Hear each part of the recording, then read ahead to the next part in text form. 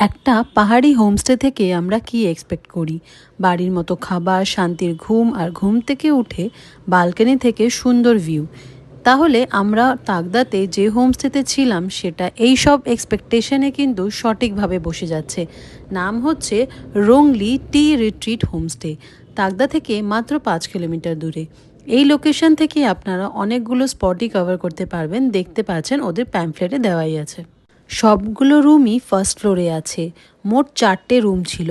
Room ট্যুরটা আপনারা ওদের পেজে গিয়ে দেখতে পারবেন, যেখানে পার রুম 4জন মতো থাকতে পারবে, সাথে বাথরুম অ্যাটাচ আছে। ওরা প্রত্যেকটা রুম একটা করে জায়গার নামে রেখেছে। এবার আসি ডাইনিং রুমে। রাখা আছে দুটো বড় বড় টেবিল, একসাথে প্রায় 10জন বসতে পারবেন। জানলা থেকে ভালো ভিউ এনজয় করে খাওয়াটা এনজয় করতে পারবেন। কিচেনে কিছু সুন্দর সুন্দর লেখা টাঙানো ছিল।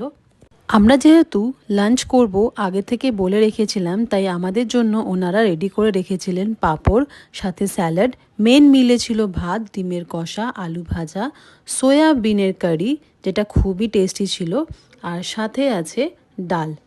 তাহলে ভিডিওটা এখানে এন্ড করছি। নেক্সট ভিডিওতে দেখাবো আমরা খেয়ে উঠে সাইট সিইং করতে কোথায় গেলাম। ভিডিওটা ভালো লাগলে অবশ্যই like, share, subscribe and follow করে যাবেন।